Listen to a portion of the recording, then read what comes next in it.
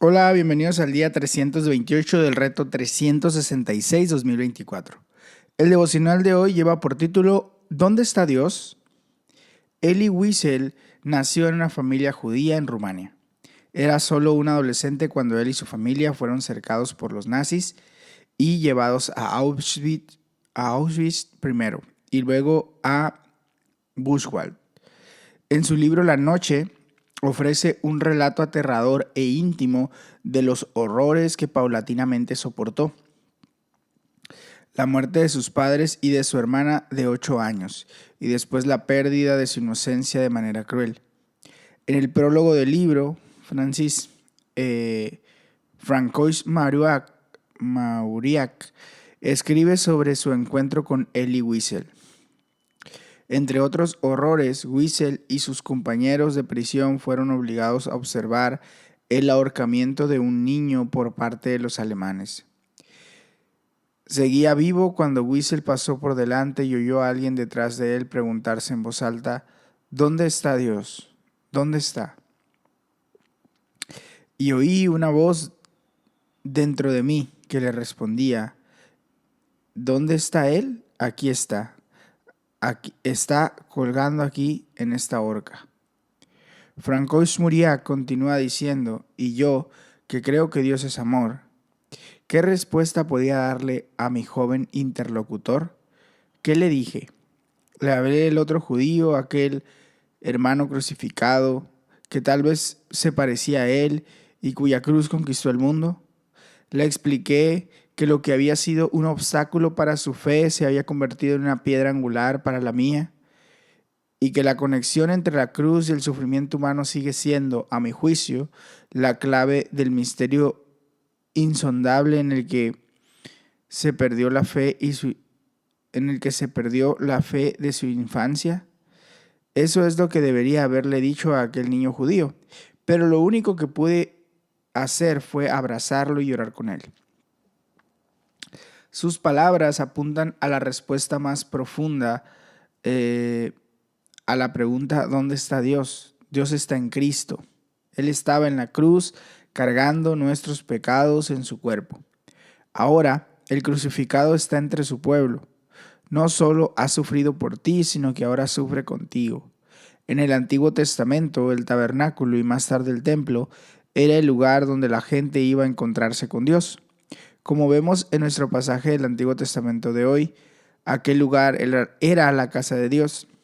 Sin embargo, el mensaje de nuestro pasaje del Nuevo Testamento es que la gloria y presencia de Dios se encuentran supremamente en Jesús. Es en el mismo momento en que Jesús es rechazado y crucificado cuando la presencia de Dios en medio del pueblo sucede por fin y plenamente.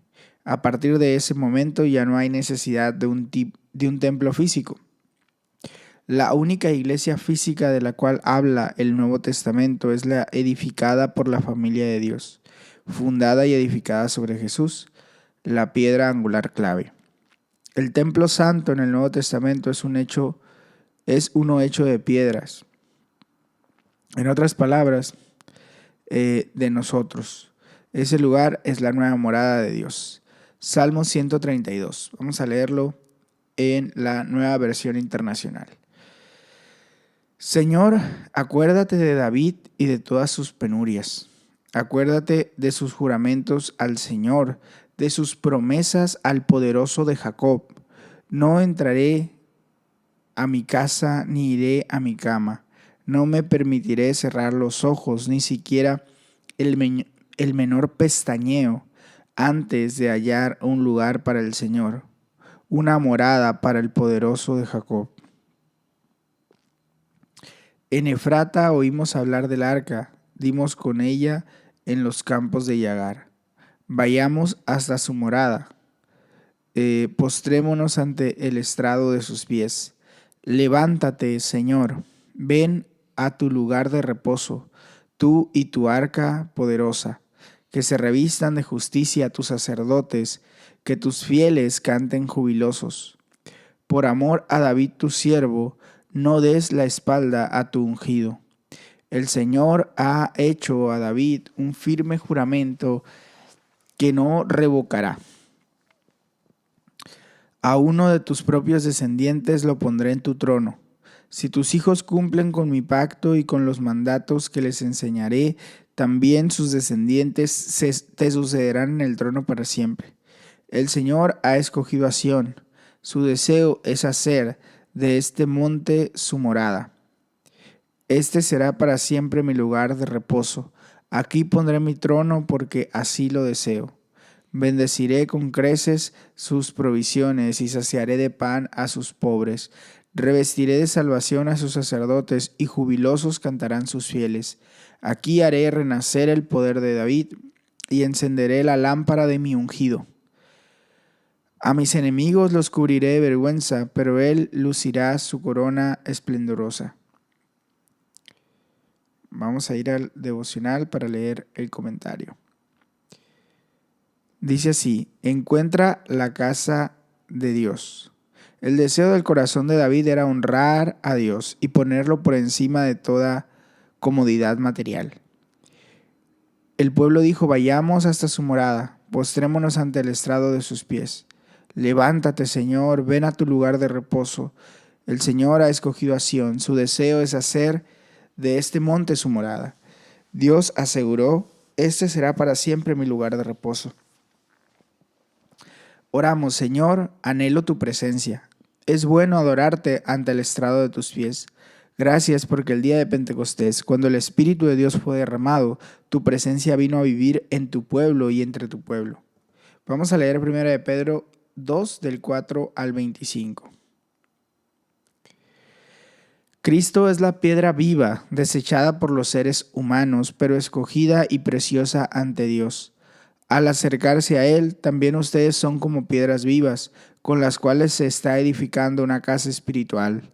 De este modo llegan a ser un sacerdocio santo para ofrecer sacrificios espirituales que Dios acepta por medio de Jesucristo. Así dice la Escritura: miren, yo pongo en Sión una piedra angular escogida y preciosa, y el que confíe en ella no será jamás defraudado. Para ustedes los creyentes esta piedra es preciosa, pero para los incrédulos la piedra que desecharon los constructores ha llegado a ser la piedra angular, y también una piedra de tropiezo y una roca para hacer caer. Tropiezan al desobedecer la palabra para la cual estaban destinados. Pero ustedes son descendencia escogida, sacerdocio regio, nación santa, pueblo que pertenece a Dios, para que proclamen las obras maravillosas de aquel que los llamó de las tinieblas a su luz admirable. Ustedes antes ni siquiera eran pueblo, pero ahora son pueblo de Dios. Antes no habían recibido misericordia, pero ahora ya la han recibido. Queridos hermanos, les ruego como extranjeros y peregrinos en este mundo que se aparten de los deseos pecaminosos que combaten contra el alma. Mantengan entre los incrédulos una conducta tan ejemplar que aunque los acusen de hacer el mal, ellos observen las buenas obras de ustedes y glorifiquen a Dios en el día de su visitación. Sométanse por causa del Señor a toda autoridad humana, ya sea al rey como suprema autoridad o a los gobernadores que él envía para castigar a los que hacen el mal y reconocer a los que hacen el bien. Porque esta es la voluntad de Dios, que practicando el bien hagan callar la ignorancia de los insensatos. Eso es actuar como personas libres que no se valen de su libertad para encubrir su maldad, sino que viven como siervos de Dios. Den a todos el debido respeto, amen a los hermanos, teman a Dios, respeten al rey. Siervos, sométanse con todo respeto a sus amos, no solo a los buenos y comprensivos, sino también a los insoportables, porque es digno de elogio que por causa de la conciencia ante Dios se soporten las aflicciones. Ahora, otra vez, porque es digno de elogio que por causa de la conciencia ante Dios se soporten las aflicciones, aún sufriendo injustamente.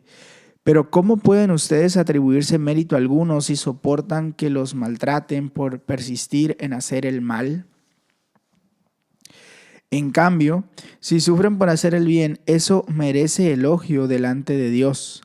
Para esto fueron llamados, porque Cristo sufrió por ustedes y les ha dado ejemplo para que sigan sus pasos. Él no cometió ningún pecado, ni hubo engaño en su boca. Cuando proferían insultos contra él, no replicaba con insultos. Cuando padecía, no amenazaba, sino que confiaba en aquel que juzga con justicia. Él mismo en su cuerpo llevó al madero nuestros pecados, para que muramos al pecado y vivamos para la justicia. Por sus heridas ustedes han sido sanados. Antes eran ustedes como ovejas descarriadas, pero ahora han vuelto al pastor que cuida de sus ovejas.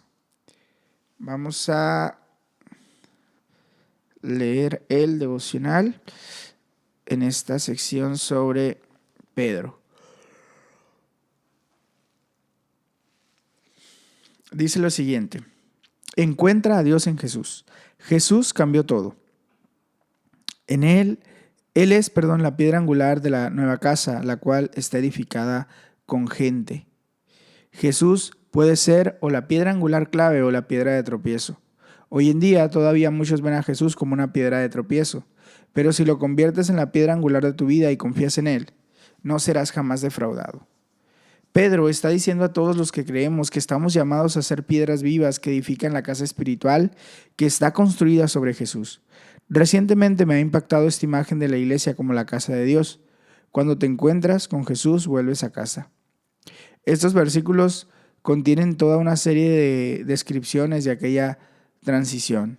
Ustedes son el pueblo elegido por Dios, escogidos para el alto llamado de la obra celestial, escogidos para ser una nación santa, un instrumento de Dios para hacer su obra, pues Él los ha llamado a anunciar a los demás la diferencia, como la de la noche y el día, que ha hecho para ti, de la nada al todo, de ser rechazado a ser aceptado. A la luz de esto, vive de manera diferente al mundo que te rodea. Amigos, este mundo no es su hogar, así que no se acomoden a él. Somos el pueblo de Dios. Has recibido misericordia y ahora tienes una batalla en tus manos.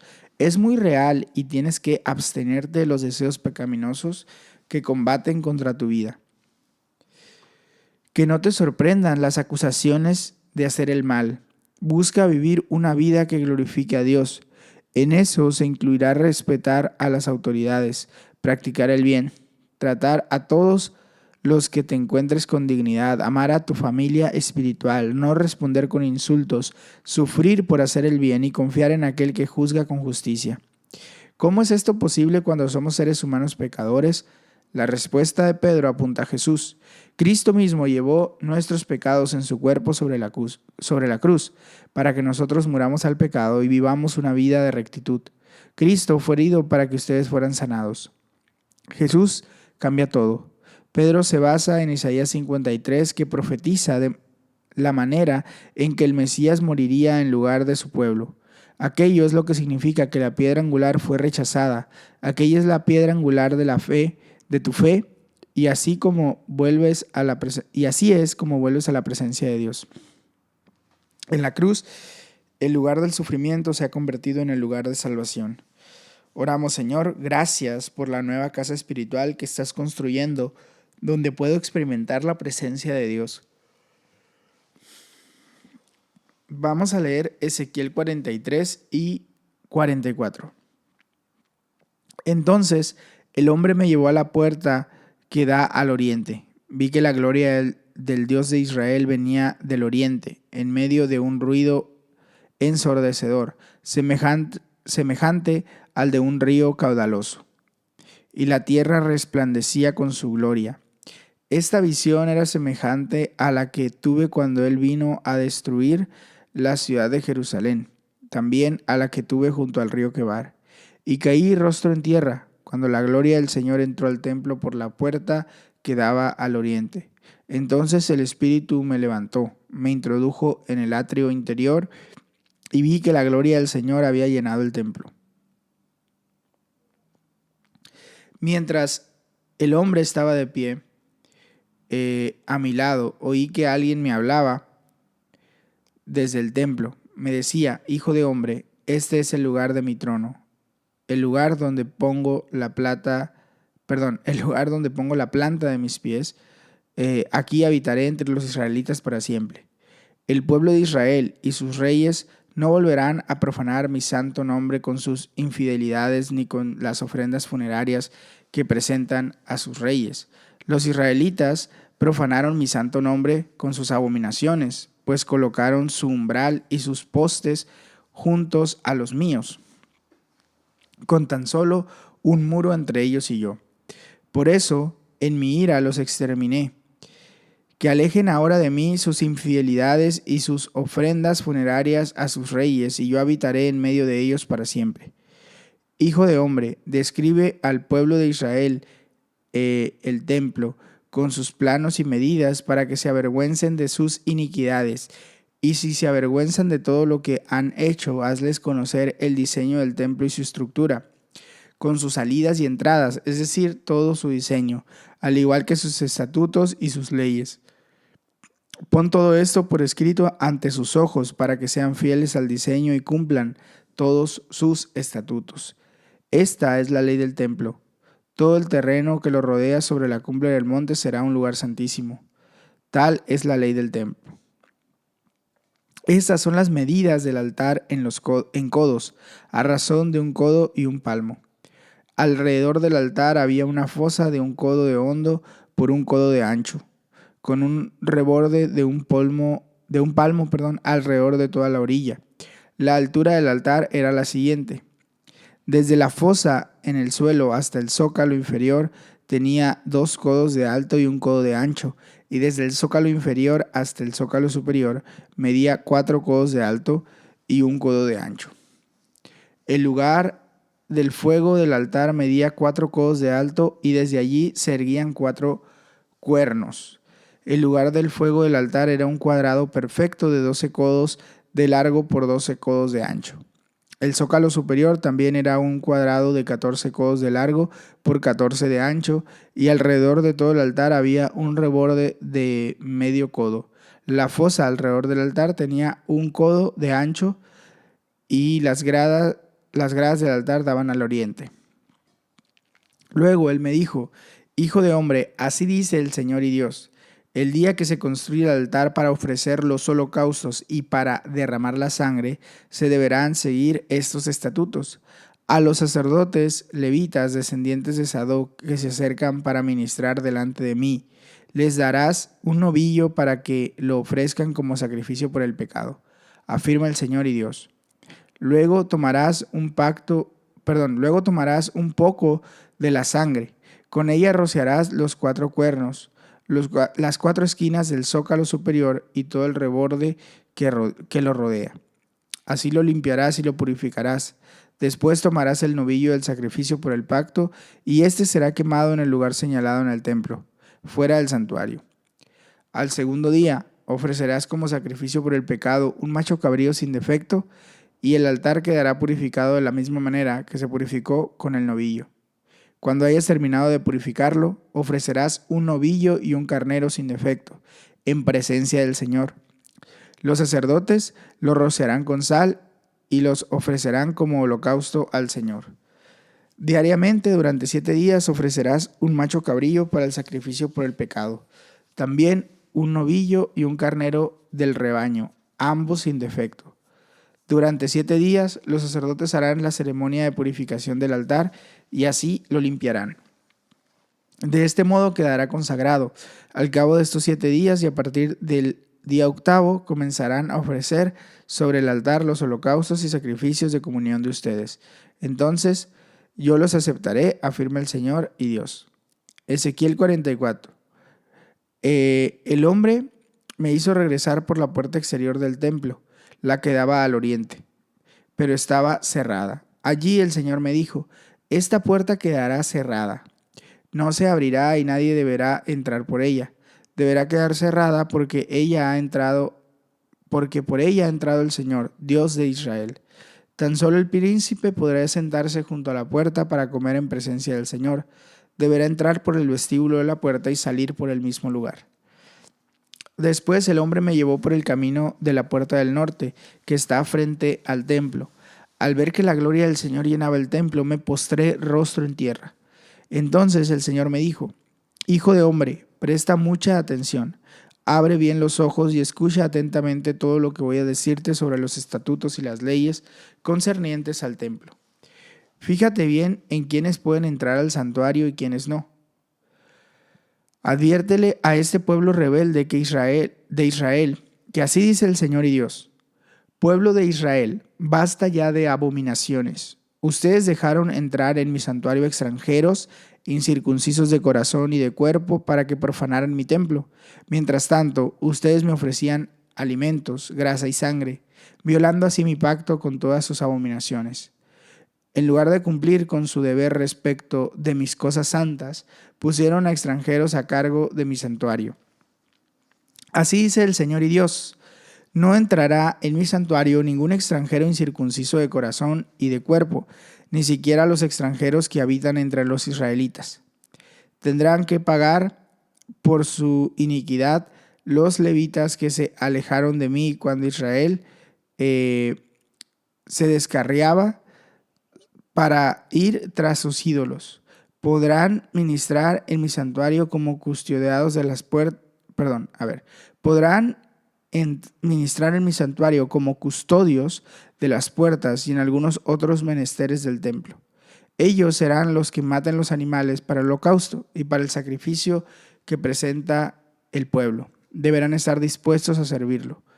Pero por haber servido al pueblo de Israel delante de sus ídolos y, además, por haber sido piedra de tropiezo, tendrán que pagar por su iniquidad. He jurado solemnemente con la mano en alto que deben recibir la consecuencia de sus pecados. Yo, el Señor y Dios, lo afirmo. No podrán acercarse a mí para servir como sacerdotes, ni se acercarán a mis objetos sagrados. Más aún a los objetos santísimos. Tendrán que cargar con la vergüenza de las abominaciones que han cometido. Sin embargo, los pondré a cargo de la custodia del templo y de todo el servicio y el trabajo que se deba cumplir. En cambio, se acercarán para ministrar delante de mí los sacerdotes levitas descendientes de Sadoc, que estuvieron al servicio de mi santuario cuando los israelitas se descarriaban de mí, y se presentarán ante mí para ofrecerme la grasa y la sangre. Yo, el Señor y Dios, lo afirmo. Solo ellos entrarán en mi santuario y podrán acercarse a mi mesa para ministrar delante de mí y encargarse de sus deberes. Y cuando entren por la puerta del atrio interior, se pondrán vestiduras de tela de lino. Cuando estén ministrando a las puertas del atrio interior o en el templo, no llevarán ropa de lana. Llevarán turbantes de tela de lino sobre la cabeza y alrededor de la cintura usarán ropa interior de tela de lino. No se pondrán nada en la cintura que los haga transpirar. Y cuando salgan al atrio exterior donde está el pueblo, deberán quitarse la ropa con la que hayan ministrado y dejarla en las salas sagradas.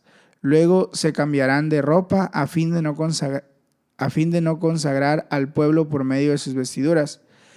No se afeitarán la cabeza, pero tampoco se dejarán largo el cabello, sino que se lo recortarán prolijamente. Ningún sacerdote deberá beber vino cuando entre en el atrio interior. No deberá casarse con una viuda o una divorciada, sino solo con una israelita que aún sea virgen o con la viuda de un sacerdote. Deberán enseñarle a mi pueblo a distinguir entre lo sagrado y lo profano y mostrarle cómo diferenciar entre lo puro y lo impuro.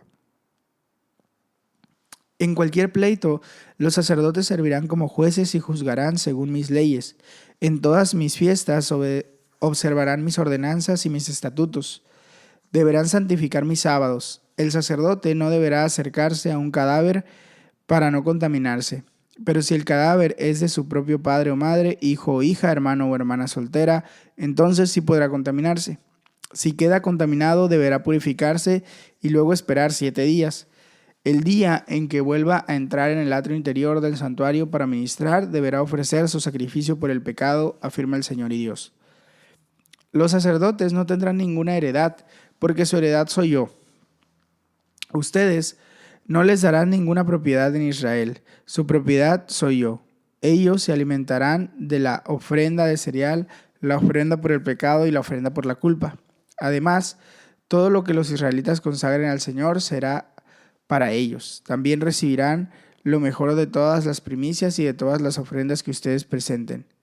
Darán a los sacerdotes para su pan las primicias de la molienda.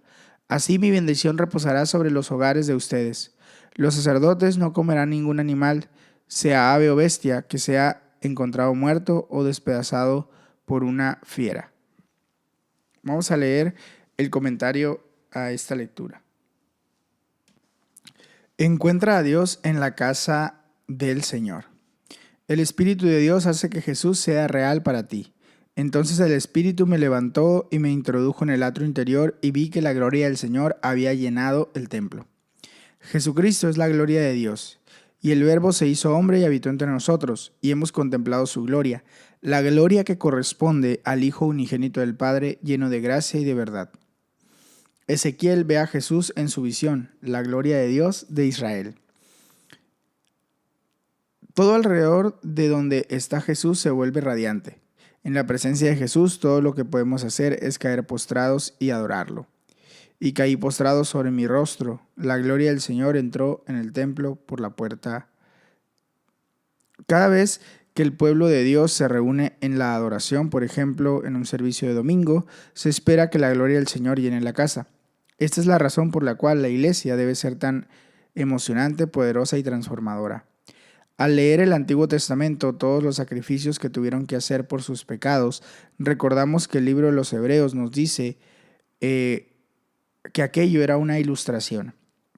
Aquellas eran copias de las cosas celestiales. Eran una sombra de lo que estaba por venir. Tenían que hacer un sacrificio por el pecado para purificar y hacer expiación. El macho cabrío tenía que ser sin defecto. Todo esto prefigura el sacrificio perfecto de Jesús por sus pecados. El santo sacerdocio de Ezequiel 44 prefigura el santo sacerdocio descrito en 1 de Pedro 2:5. Esta es ahora la tarea de todo cristiano. Tu primer deber como sacerdote es ser santo y mantenerte puro para poder ser usado por el Señor. Tu segundo deber es ayudar a los demás a hacer lo mismo con tu enseñanza y con tu ejemplo. ¿Dónde está Dios ahora? Él vive en ti por su Espíritu. Él está allí cuando nos reunimos en su nombre y nos postramos ante Él en alabanza, adoración y exaltación. Oramos, Señor, gracias porque soy un templo santo en el que vives por tu Espíritu. Necesito desesperadamente tu ayuda para vivir una vida santa. Pipa añade sobre 1 de Pedro 2:24, por sus heridas ustedes han sido sanados. Todas las heridas que recaudamos en nuestras vidas pueden ser traídas a la cruz y entregadas a Jesús. No necesitamos aferrarnos al pasado. Jesús sufrió y murió para que fuéramos sanados. Hasta aquí llega el devocional de hoy. Recuerda que puedes tomar un tiempo para orar y meditar de manera personal en la palabra. Puedes compartir este devocional con otra persona y que creas que le será de bendición, o simplemente compartir este enlace en tus redes sociales. Que Dios te bendiga, que tengas excelente día. Hasta mañana.